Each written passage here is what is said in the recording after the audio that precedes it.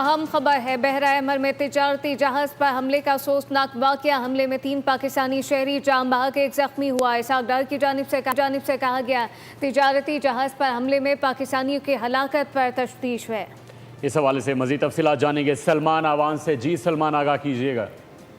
जी बिल्कुल, ये बड़ा सीरियस मामला इस वक्त हो चुका है। बहरा अहमर के अंदर जो मर्चेंट वेसल्स हैं उनके ऊपर भी हुतियों की जानिब से हमले किए गए हैं और उन हमलों में गुज़िश्ता रोज आपने देखा कि किस तरह से 3 पाकिस्तानी शहरियों के जान बहक होने की इत्तला मिली, जिसके ऊपर हुकूमत पाकिस्तान की जानिब से एक तो मजम्मत भी की गई है, दूसरा तशवीश का इजहार भी किया गया है। नायब वज़ीर आज़म इसाक डार ने भी ट्वीट किया और अब से कुछ देर पहले मैं दफ्तर खारजा में मौजूद था, जहाँ पर ब्रीफिंग के दौरान तर्जुमान दफ्तर खारजा ने भी इस हवाले से बड़ा दो टोक और वाज़ेह मौक़िफ़ पेश किया। उनका कहना है कि पाकिस्तान इस तमाम तर सूरत हाल की मजम्मत करता है, क्योंकि इंटरनेशनल नॉर्म क़वानीन के मुताबिक जो इंटरनेशनल वाटर्स हैं वहाँ पर मर्चेंट वेसल्स को किसी किस्म के हमले का निशाना नहीं बनाया जा सकता, खासतौर पर हालत अमन के अंदर। लेकिन ये हूथियों की जानिब से हमले किए गए हैं। इस मामले पर पाकिस्तान कंसर्न सऊदी काम से भी राब्ते में है, यमनी काम से भी राब्ते में है।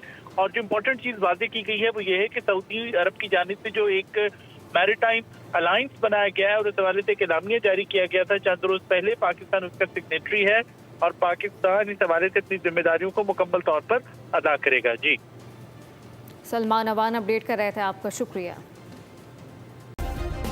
सब्सक्राइब करें और बेल दबाएं ताकि कोई खबर रह न जाए।